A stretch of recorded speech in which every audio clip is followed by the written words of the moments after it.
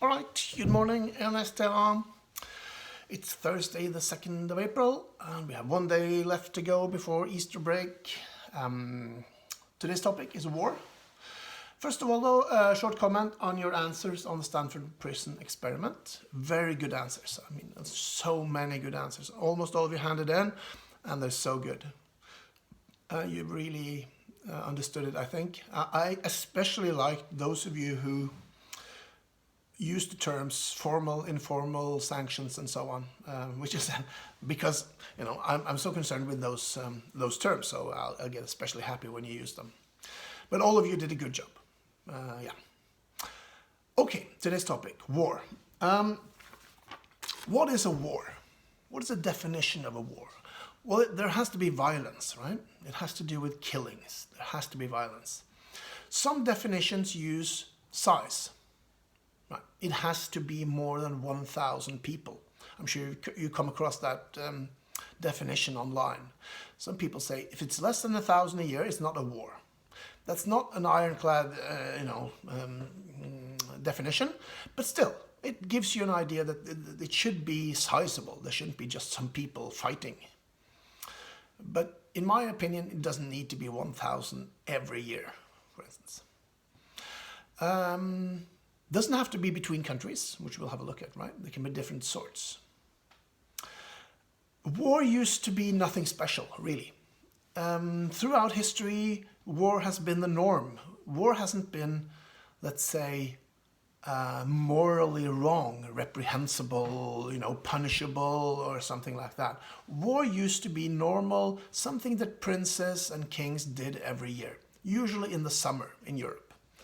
They would take their armies into the field, fight with other princes and other kings, and sometimes you'd win and you'd gain some land and some treasure, and sometimes you'd lose and you'd lose some land and some treasure. Still, there was nothing wrong with it, apart from losing, which was a problem, of course. Famous military philosopher, I guess, Clausewitz, famously said that war is diplomacy by other means. Right? War is an extension of diplomacy, right? We don't think that way anymore, which is interesting.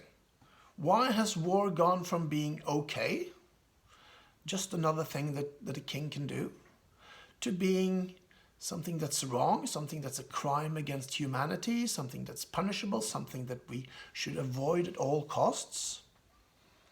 Well, there are several answers, I think. And one of them is a general move towards a greater recognition of,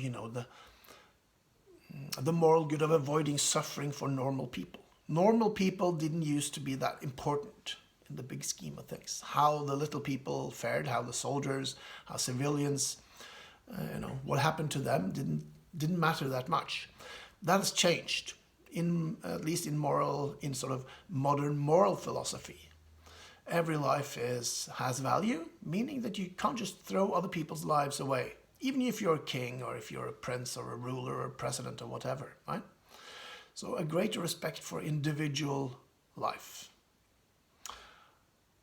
Also, perhaps it's true to say that war does more damage now.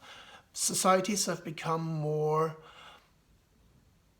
specialized, more intricate, more complicated, more interwoven with each other, more trade. We talked a lot about globalization. Maybe tearing over all those ties between countries and people that war, of course, does, makes even more damage now. I don't know. This is... And a third explanation that I thought of was, well, maybe it's because we don't need it anymore. We don't feel like we need war in our part of the world, right? We don't need to steal the stuff of the neighboring state. We have plenty, and we know we can get more through trade and through, industry, through work than we can through war. Possibly. There are two main parts or main types of war, and you'll find this in your book as well. There's interstate wars, mellomstatlig krig, and there's civil wars, borgerkrig. Now, of course, the normal type of war was interstate war for many years.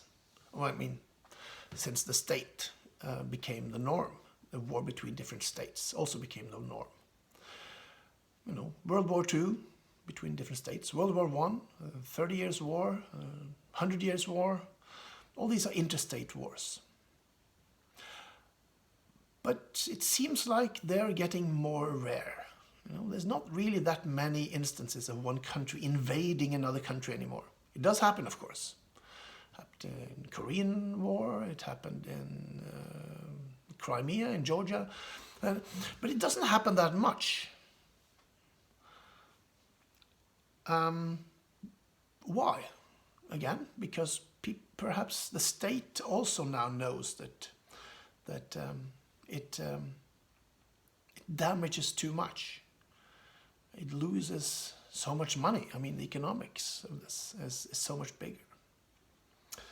It's not like in the Napoleonic Wars, where two armies would meet in the field and they would fight, and the civil population would watch sort of from a hill nearby. You know, the First World War, and everything was changed. Now war is a total thing where you try to destroy the opponent. It's no longer that old system where just sort of armies meet. It's whole nations now going to war, and that is extremely expensive, extremely damaging, extremely hurtful in every way. But civil wars, we have more of them. I don't know why. We'll talk about this after Easter. I just want to mention one aspect of the Civil War, which is that civil wars tend to be even more violent and brutal and gruesome than interstate wars. Massacres, whole cities being massacred, murder of civilians, women, children, tend to be, they're always there in war, but they tend to be even more pervasive in civil wars than they are in interstate wars. And there's been a lot of theorizing about this. Why should this be? And I guess the consensus is something like, if you're fighting on your own soil, you know, if you're fighting for your home and for your family, you know, then you fight harder. And if both sides are fighting on their own soil, you know, it gets more brutal because they have nowhere to go. None of them have anywhere to go. If it's a civil war within one country, then none of the parties can just pack up and go home like you can in an interstate war, right? Possibly that's the answer. So civil war is a war where at least one of the sides is not a state, right? It's a group, it's a tribe, it's a political or a religious group, for instance. They can be fighting each other, or they can be between one sort of state and one group or religious whatever.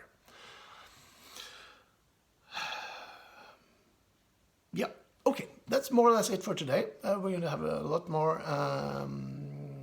talk about wars after Easter. Today I want you to watch a program on NRK, which I placed on It's Learning for you. Also some questions, but you don't need to answer them. You can just have a look at them while you watch the program, okay? Think about them. There's no hand in today, okay? So watch the program, have a look at the questions, and, you know, see what you think. With that, I'll just say, you know, have a great vacation. You deserve it, I deserve it, we all deserve it, we need a break, and I'll see you all week after Easter. Okay, bye-bye.